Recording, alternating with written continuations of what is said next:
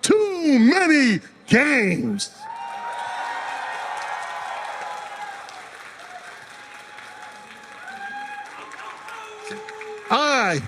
I am your host, Eric the Smoke Moran of Pass the Controller, along with the one and only civic-minded Brian Lessick. Welcome aboard. And also, I cannot forget my partner, other partner in crime, that's part of PTC, Nick, our boy Nick. Just Nick. So, are you guys ready for our special guest? Come on. Are you guys ready for our special guest? Wait. Let me hear on this side. Are you ready? How about this side? Now, all together. Coming to the stage, he is the GOAT of pop culture. He is a director. He is a voice actor, action star, writer, producer. Ladies and gentlemen, without further ado, I give you the one, the only, living legend himself, David Hayter!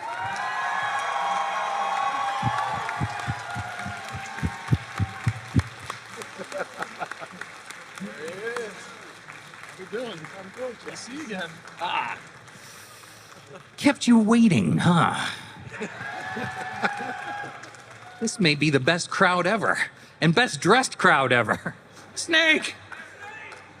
Can we get the Metal Gear cosplayers just to Ocelot. stand up one Yeah, second? all the so we Metal can- Gear cosplayers. Ocelot! There we go. Wow, that's Snake, awesome. Quiet! Boss! Merle. Mei Ling! Fantastic. Got Merle. I love it. And Meryl. Meryl, why did you marry Johnny Sasaki? Yeah. So how you doing today, man? I'm doing great. I'm in Pennsylvania. What's not to like?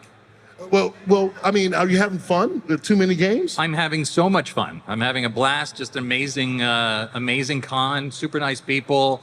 Nice to meet so many Metal Gear fans and Lupin fans and X-Men fans, and yeah, it's pretty cool. I mean, I haven't seen much of the area. I've been in the hotel and I've been here, but pretty good.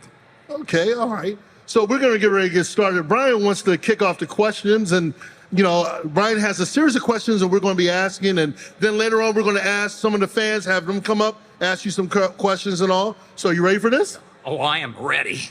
All right. All right, Take it so away. wanted to kick it off with just asking you to give us a little bit about yourself. For those who don't know, you have a litany of things you've done through the years. Your IMDb page is filled, packed to the brim, all kinds of different things. You're quite the Renaissance man. Can you give us a quick, the elevator pitch of what it is you do? What do? I don't even know what I do. I came out to LA to be an action hero. That was my goal, and it kind of worked out in a few ways. I am a voiceover actor. I've done, 70 some odd characters. I'm a screenwriter. I wrote X-Men, X-Men 2, and Watchmen, and Scorpion King, and Warrior Nun, and thank you. I produce movies and television, and I directed a movie called Wolves with Jason Momoa, which, if you haven't seen it, thank you. And that's what I do. There's very few jobs in the entertainment industry I have not done. So anybody has any questions across the board, I'm happy to answer. So technically you're like a Renaissance man. Yeah. Well, I guess I started out as an actor, but I found out I was pretty good at production and the writing, and just sort of opportunities arose and I took them. Outstanding. And that parlays into my next question, because I wanted to ask you, since you've done so many different things within the industry, what is sort of like the Venn diagram crossover when, between like screenwriting and acting and, the various things you've done? What things do those things have in common? Well, it's funny you say, because most of the time, for most of my career, the movie production people, the studio people, only knew me as a screenwriter, and then the video game people knew me as a voice actor, and they just didn't really know that I was the same person. So there wasn't a lot of crossover. But now, studio executives are getting younger and younger, and they've grown up with Metal Gear. And so now I get a lot of studio executives who we have these serious meetings about $100 million productions and whatnot. And then at the end, they're like, hey, could you say the line? And I'm like, yeah, sure. You know, if it gets the movie made, I'll say whatever you want. Nice. All right. Well, I've been waiting years to ask you this one. Okay. And Eric knows. I'm going to just say it for the record here. How does it feel to be the writer of the greatest comic book adaptation for a movie? And I'm talking about Watchmen. X-Men was also excellent. No, Thank you. Watchmen is really extremely underrated, very underappreciated, and in just recent years, really, I think people have come to appreciate it more and more. But it is far and beyond the most accurate and loyal adaptation, I think, of any comic book source material. How does that feel? How was your process in doing that? Thank you for saying. I appreciate that immensely. Look, obviously, my favorite review of Watchmen said, and I don't think this was complimentary, but they said, you know, the writer is clearly drunk in love with the original material. And that was absolutely true. After I'd written X-Men, my agents were like, what do you want to do next? And I said, I want to adapt the greatest comic book of all time. They told me not to do it. It would never get made. We'd never work out the rights, blah, blah, blah. But we did. I do appreciate you saying that it's a faithful adaptation, and it is. But the writing in that movie is really Alan Moore's writing. I just curated the script. I protected it. I made sure that the studios didn't ruin it or change it into something else. So I am very proud of it. But as far as the writing goes, I'm just honoring Alan Moore's masterpiece. That's awesome. Yeah, the only deviation I ever saw, and I'm sure you get this question, but the only difference really was the squid octopus. Yeah. What was the creative process between changing that? Was that something that came from the production standpoint, or was that your choice? How did that come to pass? There were a number of reasons. For anybody who loved the squid, I love the squid as well, and I sympathize with you. Yeah, it's sort of a dark story. I signed my first deal on Watchmen with Universal on September 10th, 2001. So the next day was 9/11, and I was like, oh my God, they're never going to make this movie now. And regardless, I felt like, though I love the images from the comic book, I was like, I can't have Times Square full of bloody people. Like, that just was not going to happen, and didn't think it was in very good taste. The other reason was to set up the squid. In the book, spoilers. In the book, they're creating this space squid who has psychic powers and is going to be teleported into the middle of New York. And it was very, very complicated. And it would have taken me another half an hour of exposition to set all that up. And we already had a 3+ hour movie. So then Darren Aronofsky, the legendary director, was attached for a weekend, and I flew to New York, met with him. Then Paramount said his schedule didn't allow him to do the movie. They wanted the movie right away, so he backed out. But he sent me a note, and he said, I have a friend of mine who's a physicist, and he suggested, like, wouldn't it be cool if the source of the energy in the end is from Dr. Manhattan? Because he's already woven in, you know, he's this source of enormous power. And I thought that really made a lot of sense. And so I put it in the movie, and that's how it happened. So, wow. You know, if you like that ending, great. If not, blame Aronofsky. No, that's awesome. Yeah. So I want to ask something about the Guyver, because again, when I was up and coming, I was young. Guyver, to me, when I was growing up, I saw the anime. So when I first saw the original, I was like, I wasn't a big fan. When you did Dark Hero, I freaking loved it, because I was like, I wanted more. Especially that one scene when you're jumping off the cliff and you're turning into the Guyver. I was like, and I saw the trailer and I was just like blown away. Then when I saw your performance, I was like, okay, he's the Guyver. I'm like, he needs to play in more superhero movies because he's ideal. How much, like, take us through that. Like, how did you end up getting the part of the Guyver, and how much of it? Because I saw the pictures of you and the Guyver. did you get a chance to, like, what was that for you? Like, what was that like for you, the experience? That was an amazing experience. I had been in LA for 3 years at that point, and sort of struggling actor. I'd done some voiceover. I did a little bit of on camera. I just auditioned for it. I had this manager, and he found this audition and sent me in. And it was an anime adaptation. And I kind of, when I was younger, I kind of looked like an anime character. I had the swoopy hair and, the sort of the face. So Steve Wang cast me in the movie. And then suddenly I was starring in a movie, which was everything I ever wanted, starring in an action movie, no less. So we started shooting. We went up to the Angeles Crest Forest in LA, and I spent a summer working on that movie, and it was like being Batman. It was badass. It was really, really fun. Outstanding. And with you and Snake, because a lot of people, and I remember Brian having video and pictures of you doing Snake. How much of that, like, did Kojima emulate from you, or was it just something that just happened to fall into place? Because you favor Snake immensely. Even looking at you now, I'm just waiting for you to have the patch on and break out in costume.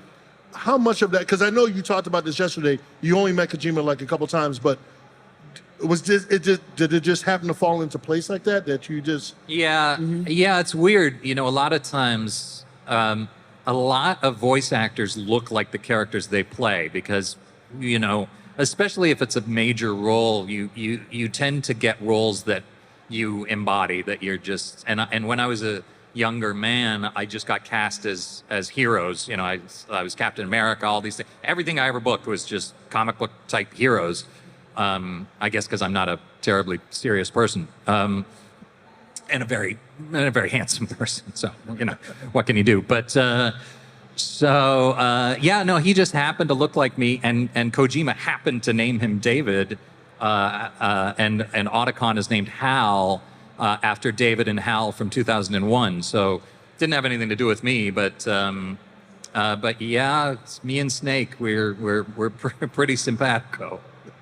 So you just brought up something, and to your point, you do resemble him, and obviously you are the voice of him. Now, I remember for years there was this groundswell of support and maybe some rumors out there that when they were going to go cast a live-action Metal Gear Solid movie, everybody was like, oh, we need David Hayter for that.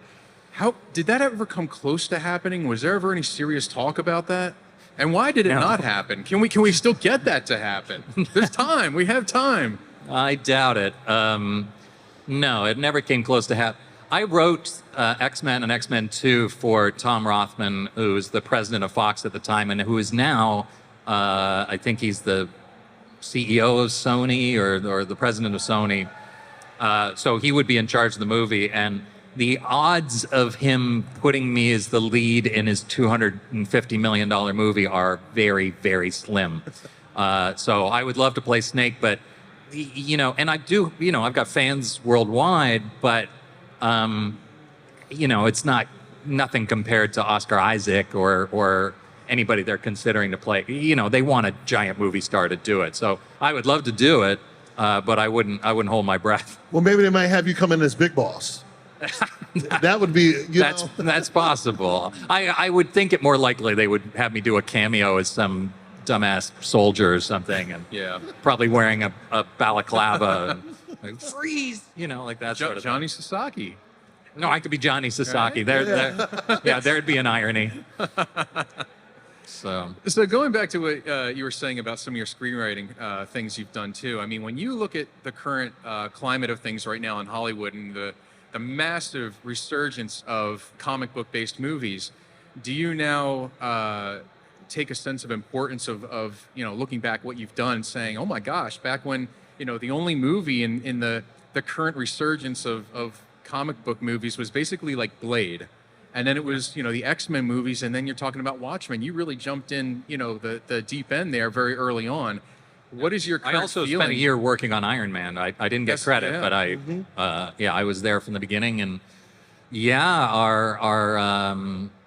our brain trust on the first X-Men movie was Brian, the director, Tom DeSanto, me, and then there was a young assistant named Kevin Feige. who was doing, he was working on product placement at the time. And we all got together because we were all me and Tom and Kevin were the ones who knew what X-Men was all about. And so from his work on that, Avi Arad, who ran Marvel, noticed Kevin Feige and said, I want to hire him to come and work for Marvel. And of course, that seemed to work out for Kevin and for the world. And so, yeah, it's very cool. Like when we made X-Men, the studio, Tom Rothman and Fox, weren't convinced that it was going to work. They thought it was going to be a disaster. They were like, it's 11 superpowered people that people don't know. Like, who's going to see this movie? And obviously now we're in a whole different world. And at the time, as a comic book fan, as a major nerd, I was like, there's so many cool stories in comic books, and Hollywood has ignored them. Like, there's just like a treasure trove of stories and worlds that you could be making. And so to be proven right on that fact was pretty gratifying. Yeah, that's awesome. And how often do you have, as a writer, how often do you have to compromise to please the powers that be, to not take away the integrity of what you wrote? In any of the scripts you've done, how often do you have to go through that? And I know it has to be frustrating at times, but how often do you have to compromise in order to please the gods, you know? Right. I wouldn't call them gods. I'd call them money people. Yeah. But they are pretty powerful, and it is their money. So it's not like writing a novel, you know. It's a collaborative experience. I mean, I learned early on that you have to listen to the studio. You have to listen to what they want, what they need for marketing, all these things. And those things don't necessarily, they're not positive for the story necessarily. They're just what the powers that be want. But if you don't do it, you'll get fired. What you have to do is you have to figure out what they're asking you to do, figure out the coolest way you can pull it off without compromising the integrity of the film, and try to deliver on all levels. And that's the real trick to being a screenwriter, is they'll say, we need you to do this thing. And well, I'll give you an example. So Mazda came to us. So in the first X-Men movie, you see Professor Xavier's garage, and he's got a Rolls Royce, and he's got an Aston Martin, he's got a Jag, he's got like all these amazing classic cars. And then when we did X-Men 2, Mazda called and said, we would love to feature a Mazda RX-8 in X-Men 2. And we're like, yeah, well, I'm sure you would, but it doesn't make any sense. Like, why would he have a Mazda in the garage with all these cars? And why would the X-Men take it? They were like, but we want the car in the thing, but we want an X-Men to drive it. An X-Man. So I was like, we're not doing that. And then Bryan Singer said, the director said, no, we're not doing that. And then Mazda said, well, we'll give Bryan a free Mazda RX-8. He was like, okay, so David, try to work in the car. And I was like, okay. So I came up with this whole sequence. We knew the X-Mansion was going to get attacked.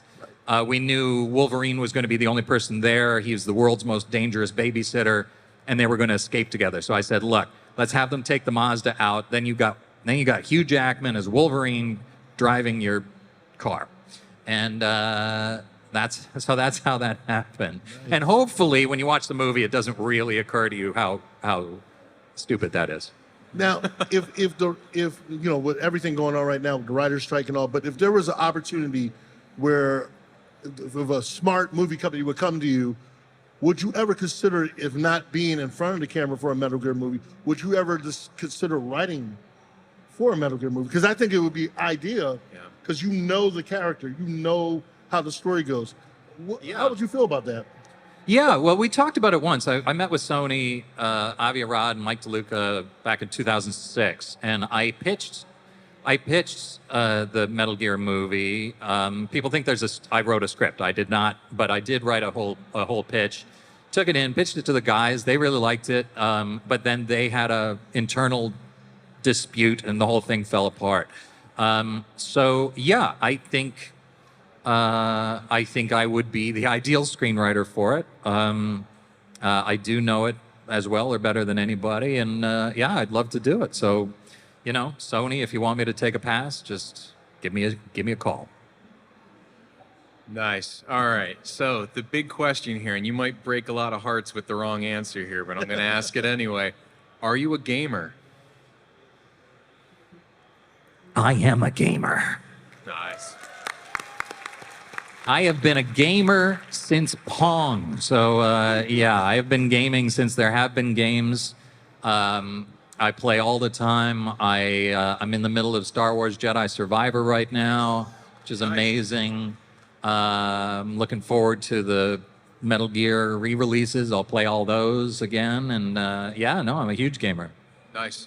So of all the games out there, if they were ever to, give you a call up and say, hey, we would love you to do this voice, what would be your dream role other than something Metal Gear related, something other than what you've already done? I would love to play Batman. That's my Yes. that's my dream. That's my dream role. And I didn't, I never wanted to pursue it because Kevin Conroy was Batman. Right. Yeah, just an absolute legend and the definitive voice. Sadly, he's passed away. So if I got the opportunity to do it, I would be enormously honored to play that part, because that part, that was what I want. That's what I wanted to be when I was 9 years old. I was like, okay, so I'll go to law school, I'll get rich, I'll study karate, I'll buy a cool car, and I'll be Batman. That was my life plan. And I really only gave that up about 2.5 months ago. But you have done a lot of that stuff. You are a martial artist, are you not? I am. That's I am. right. And what do you study?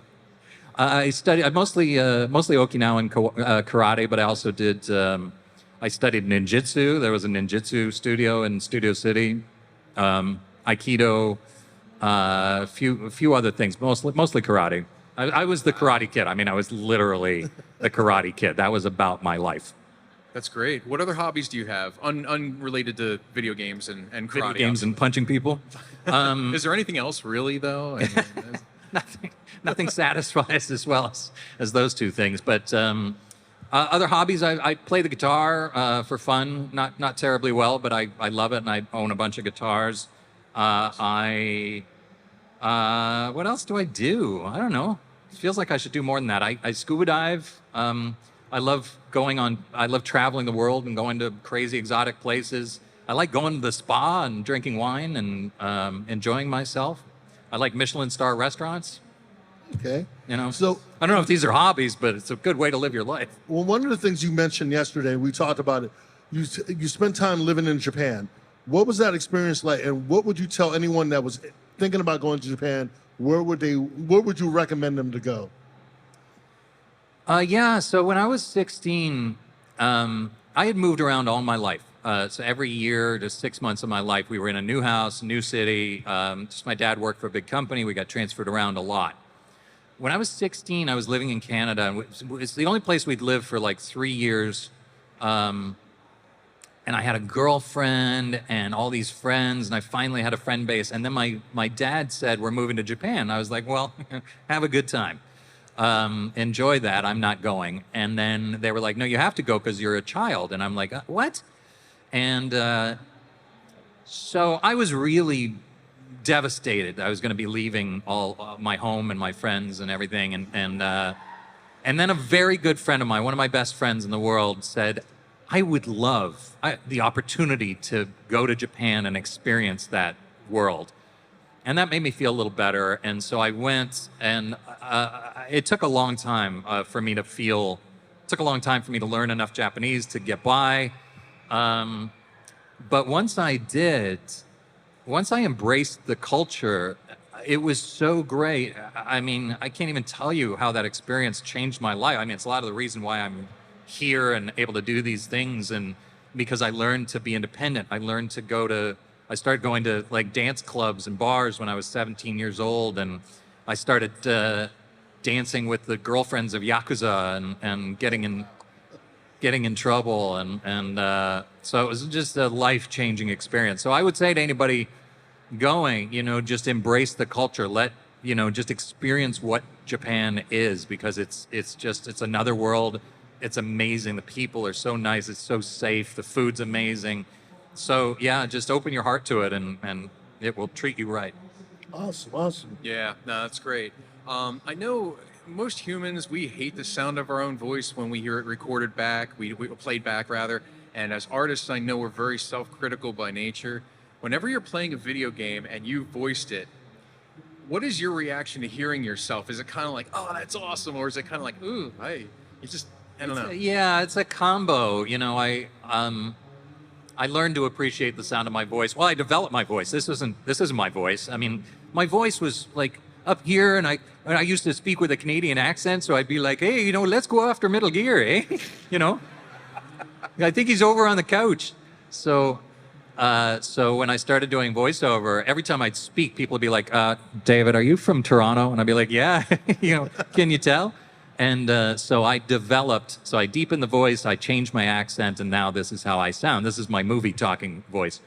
But when I play Metal Gear, mostly Metal Gear, the games are so badass, and sometimes I'm like, oh, that scene was badass, and I was okay in it. But a lot of times I'm like, geez, I wish I'd been able to do that differently. When we record the games, I was just saying that when you hear our lines in those games, like, that's pretty much the first time we're reading them.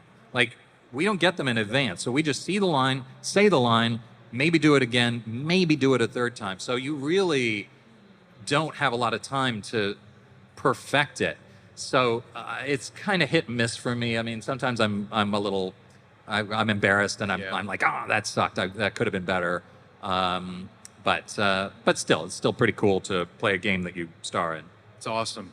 Hey, so just real quick before we keep moving on here, what I wanted to do is take a moment to have everybody that has a question. What we want to do is very orderly-like, very peacefully. If you want to start forming a line, just to where Nick is, right over there. That's going to be stage right. There you go. We're going to start taking questions here in a little bit. Before we get to the audience, I wanted to ask another question here, just real quick. Like, have you ever stopped to take inventory of exactly how many unique voices you have done throughout the course of your career? I have not done that. I think I have 79 credits on IMDb, acting credits.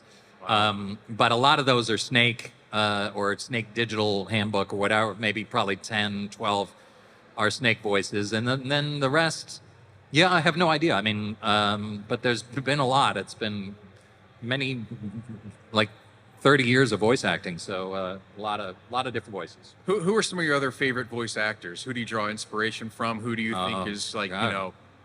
Well, I mean, I'm friends with the greatest voice actors in the world. So Jennifer Hale has always been my greatest sort of inspiration. Yeah, legend.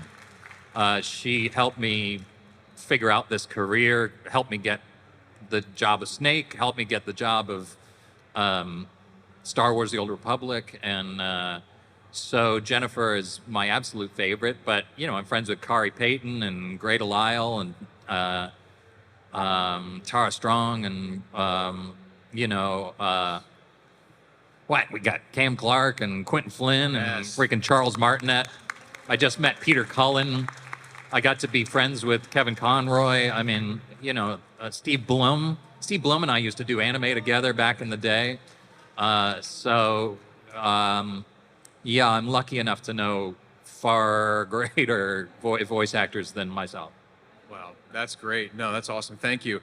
I think we're ready for the first question here. Oh, yeah, that's fine. While you're setting that up, one question I do want to ask. Okay, and it was interesting that you brought this up. You talked about when you were playing games and how you're like, I wish I could have done a little bit better. With the Metal Gear Delta coming out, are they asking you to come back to like do any enhancements or anything that they were like, well, Mr. Hayter, we want you to come back and do you think that would be an opportunity for you to make whatever adjustments you would want to make, if that even happens? I can't really say one way or the other what's going to happen there, but I would love that. It would be great to go back in and be able to, I feel like I'm a better actor now than I was then. I mean, you just get better as you get older and you get subtler, and so it'd be nice to do that, but I can't. I'm not allowed to comment yet. No, It was funny on your Twitter because I know as soon as they dropped the trailer for that, you put something on Twitter. You're like, yeah, I can't really comment. No official word yet about what's going on. And literally a couple minutes later, I was like, yeah, I'm doing it. I was like, yeah, this is awesome. So, Right. All right, I think we're ready. First question. Snake. Make sure you speak directly in the mic. Yeah, So got to be loud very because close. it's super loud here. You're Good Snake. afternoon, David. There you and go. Good afternoon, PTC. Thank you guys so much for putting us on. David, my question is, Metal Gear is a game to me. It's about philosophy. Are there any philosophies or ideas in Metal Gear that just really speak to you, or maybe anything Snake fights for that, like, to you represents something? Yeah, well, there's a lot of philosophical thought put into the games, and I don't necessarily understand it all. I mean, that's the beauty of Kojima, is that some of the themes are clear, some of them are you're not sure where it's going, and people read into it themselves. I think the idea of passing stories and legends on to the future means a lot to me. I think the anti-war message really means a lot to me. Definitely.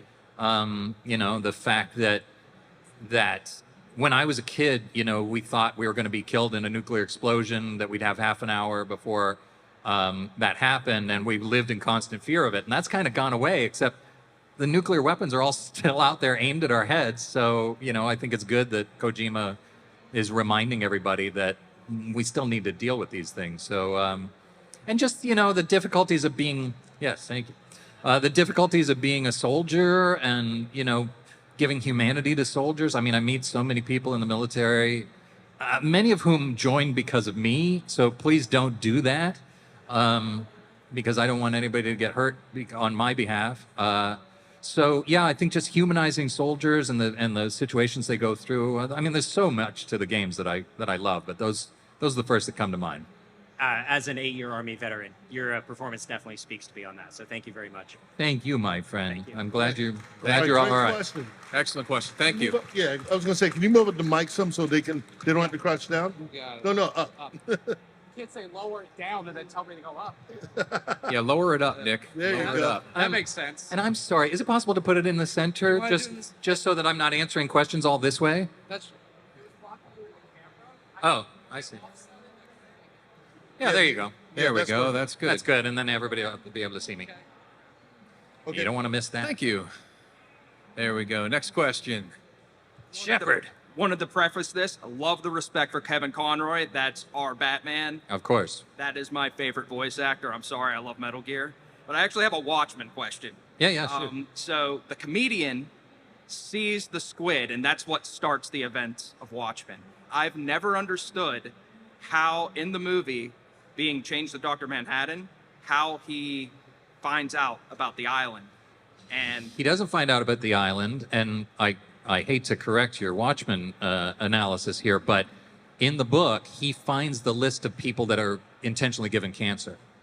okay. That's how he tracks it down. That's how he figures out what the plan is. Do you remember he comes to Moloch's place and he's like, you're on that list, and Janie Slater, and that's what was the clue that tipped him off to what was going to happen. So basically, the events of the island, that doesn't happen in the movie then? Oh, okay. No, the island doesn't exist in the movie. And Metal Gear question. So Yep. they brought everybody back for Snake Eater 3D. Is there any chance, if Konami asks you to come back for Metal Gear, you're going to do it? I already asked him that question. You missed it. Yeah, anytime they want me to play Snake, I'll do it. I just love that character. So, Thank you. all right, Right. thanks, man. Awesome. Okay, remember, ladies and gentlemen, one question, okay? Because we got a lot of people we want to ask questions. Hey, you look awesome. Thank you, thank you. Go ahead close- and close speak to the right mic. next to the mic, okay? It's more of a request than a question. You said you spoke a little like Japanese, like enough to get by. I'm wondering if you could say something in Japanese in Snake's voice. Oh, wow. Hi, Nihongo wa wakarimasu yo. Anata wa genki desu ka? Thank you very much.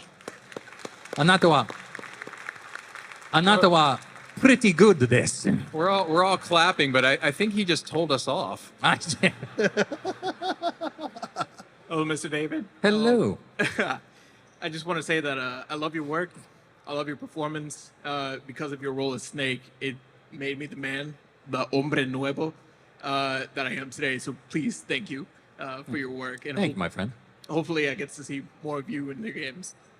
But my question is, could I please have you do the Ocelot growl in Snake's voice? The ocelot growl. Yeah. The.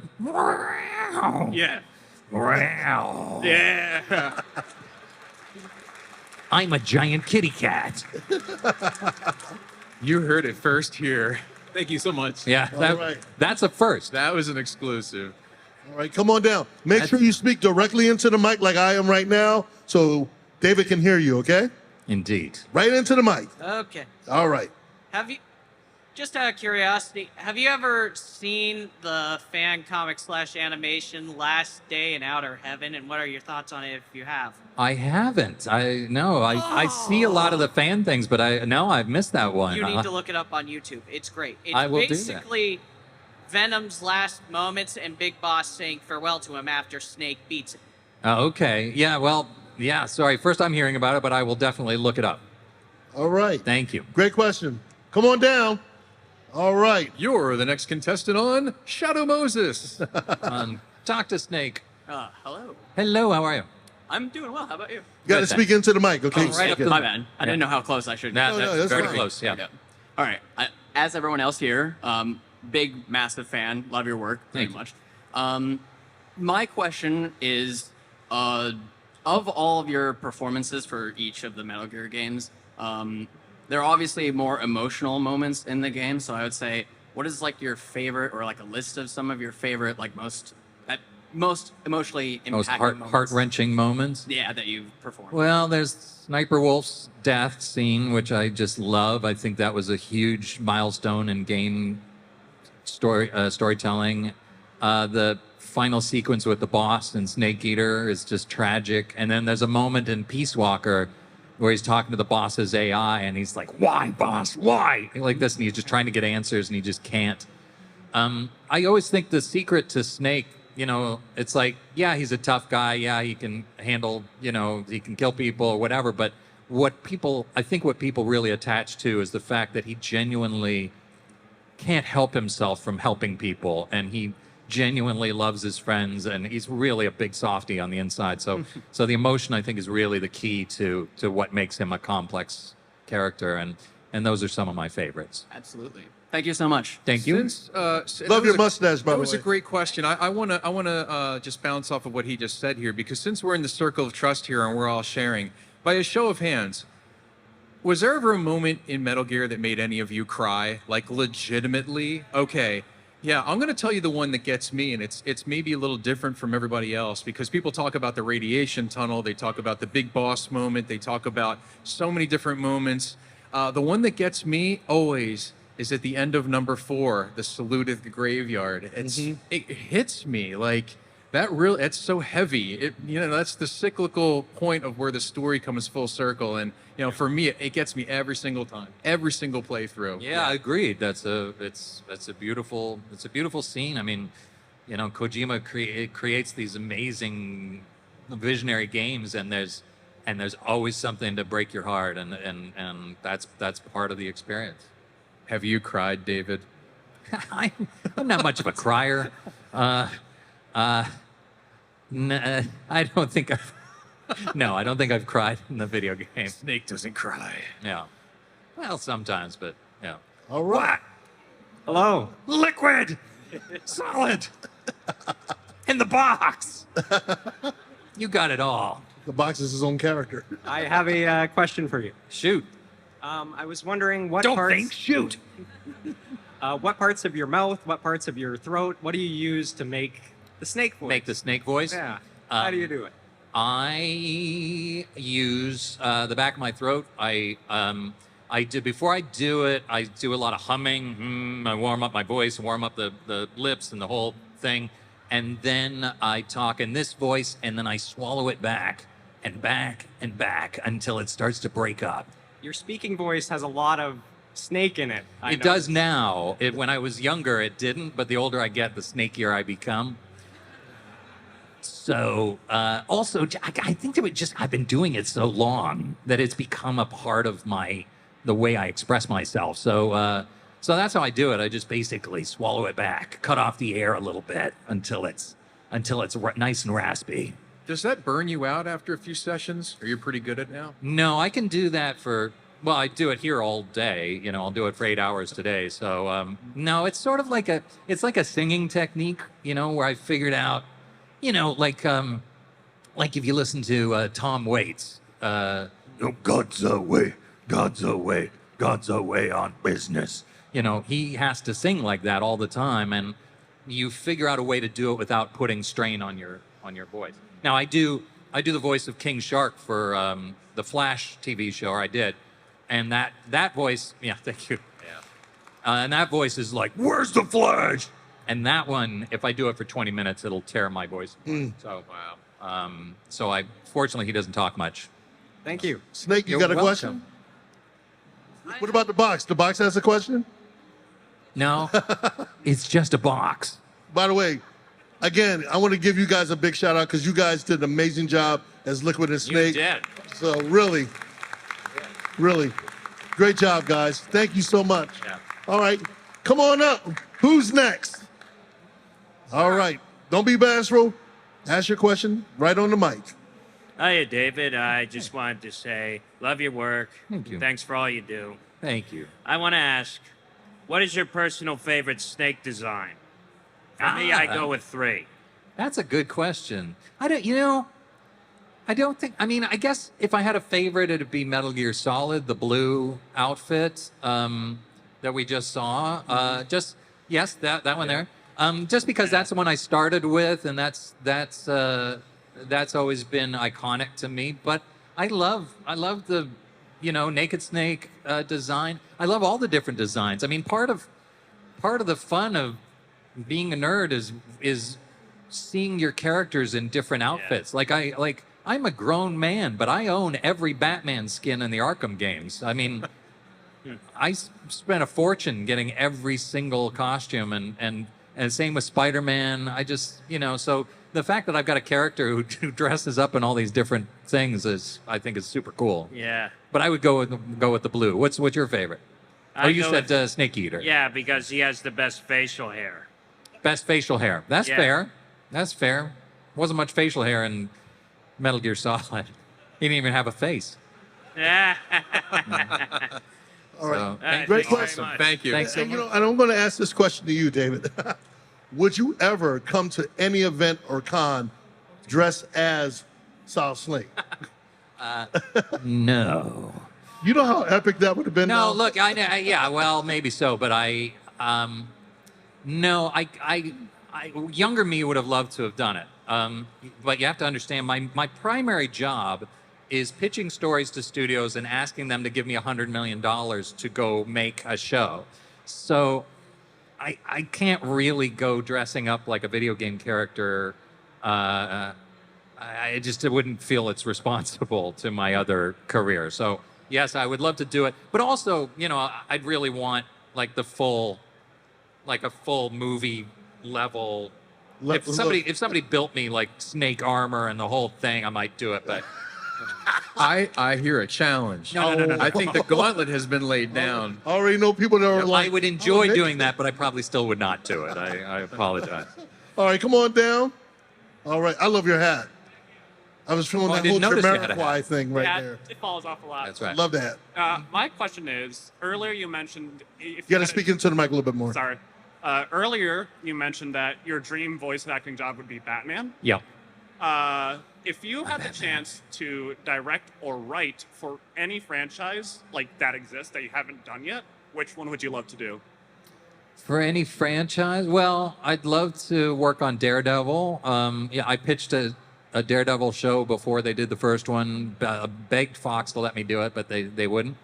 I'd love to work on Batman. Love to work on Star Wars, And there's other things I'd love to do, but I can't say, because if I say, it'll cause a thing, and right. But those ones, those are the ones that meant the most to me growing up, and I would love to take those on. Alrighty, thank you. Great question. Great question. Come on Thank you. down. All right. You gotta take down your mask, okay? All right. Hi. So a couple weeks ago, I was on a nostalgia kick, and I downloaded a ton of old iPhone games. Gotta speak up a little bit more, And buddy. one of the announcers, I went, "Oh my God, that's Patrick Seitz," and he's uncredited. So is there like a super old project that you did that someone in the future would go, "Oh my God, that's David"? There are definitely are. There's a few projects out there that I think people have not identified me from, mostly like anime things where I did it under a different name because it was non-union or something. I don't want to say because then you'll find them. But they're out there. Yeah, oh yeah. All right. There's a few more out there that people haven't attributed to me yet. Well, we have a scavenger hunt then. Yeah. Somebody told me the other day, they're like, "Oh my God, I loved you in Yu Yu Hakusho," and I'm like, "Oh, I was in that." Fantastic. All right, thank you. All right, great question. Got your buddy coming up. This fucking guy, I gotta tell you, nothing but trouble. You look pretty good. You do look pretty good. So, first of all, Yeah, but listen, the engraving provides no tactical advantage whatsoever. I didn't get engraved guns for that reason.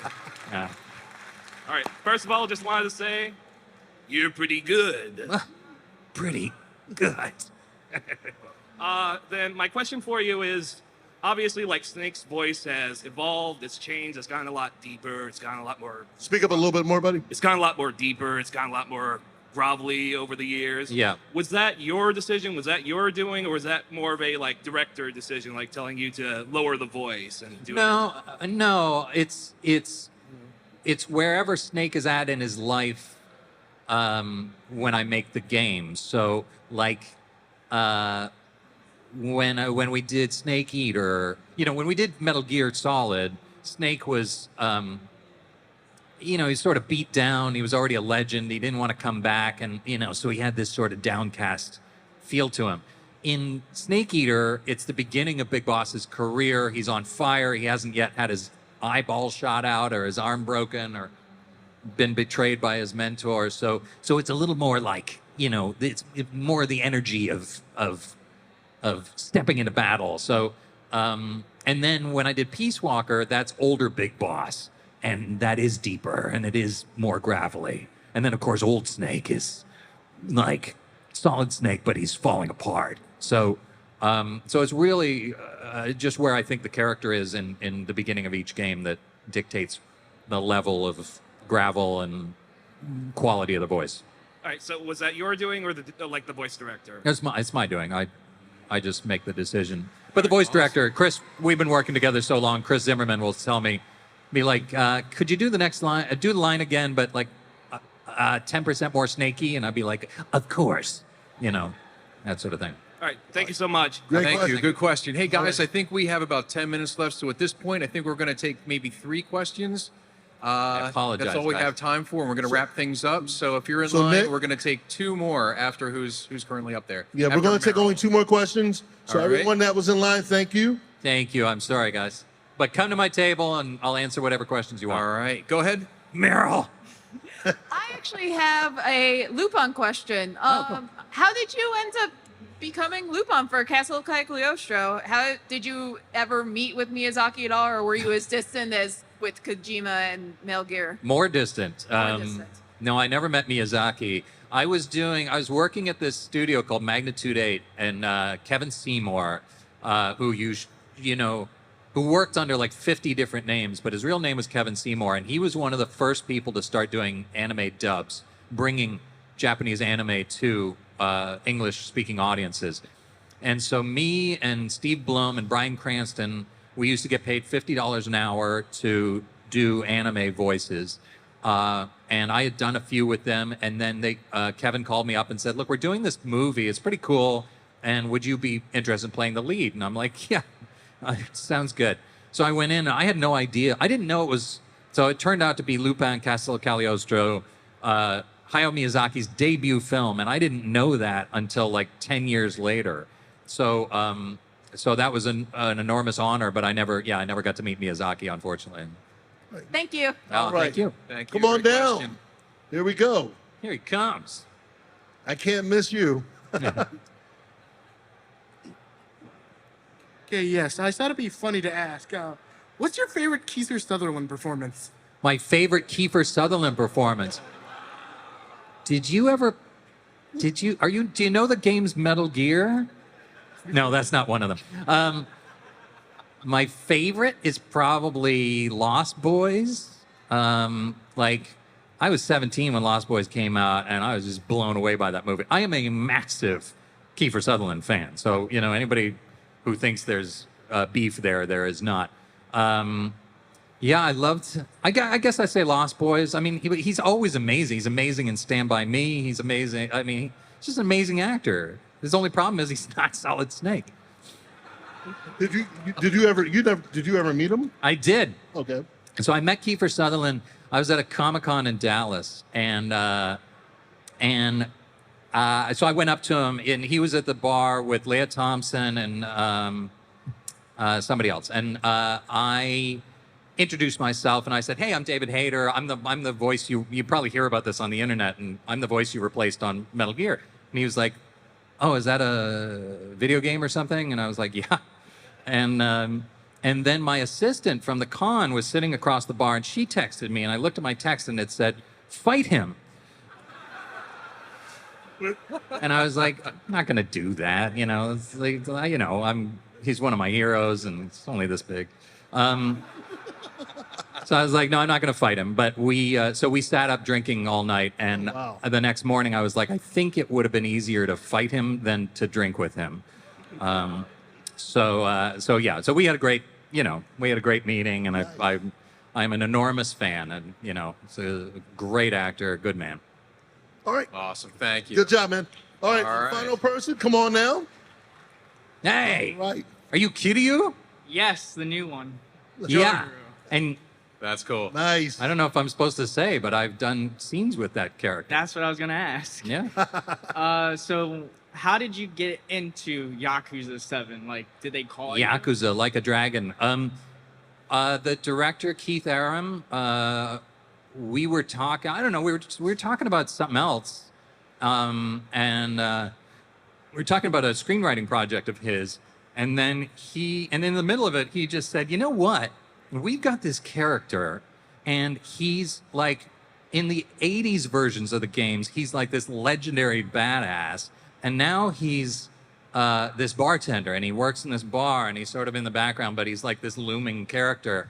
Would you be interested in playing it?" And I'm like, "Yeah." But I didn't want it to sound like Snake. I knew he was a tough guy. So I was like, I'm gonna do like a Harrison Ford impression, And so that's what I did, and that's how I got the role. Sweet. Thank you. Thank you. That's awesome. Guys, those were some great questions. We're going to be wrapping it up here in a minute. Before we wrap things up, I wanted to ask you, is there anything you want to plug? Any other projects that you're currently involved in? Anything we need to know about? Where can we find you? Well, you can find me on Twitter at David B. Hayter, and on Instagram as the David Hayter. So you can check in with my adventures and silly random thoughts there. Please, if you haven't yet, please check out my show Warrior Nun, which has been canceled, but our first 2 seasons are, I'm very, very proud of them. I think we did an amazing job. It's a very unique, kick-ass show. Please pick up my game Synapse for the PSVR 2, which is a pretty badass game. And keep an eye out for the game Steam Dolls, which is an independent game that I'm working on right now. All right. Thank and you. also make sure after this to go to David's table because he's signing, taking pictures the whole night. Make sure you go to his table. Come to the table, ask me questions, let's hang out, yell Snake at me, whatever, what have you. And one last thing before we go, and this is just my editorialization here. This is something I think I speak on behalf of the audience here. We are all huge Metal Gear fans, huge fans of your work, obviously. I think not only is Metal Gear a great franchise, a great series, it has a great message, but I think it's one of the most important video game series ever made. It transcends gaming, it transcends storytelling in a way that no other games have ever done. It has withstood the test of time, the themes are still current. For me personally, I am a huge Metal Gear Solid 4 fan. That is actually my favorite video game of all time. I love all of them. I love 3, I love 1, I love 2, I love but I am a Metal Gear Solid 4 fan, and I wanted to personally thank you for the memories, Yes. for all the great times, for your time today spending with us, and just being a great guest of ours. Again, please give it up, Mr. David Hayter. Thank you.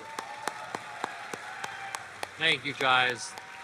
Thank you so much. And it's so great to meet you all. Thank you for the support and the love. And I can't wait to meet you all in person. And go watch Watchmen again. That's your homework assignment. Yeah. So you ended that so beautifully, but I was going to say.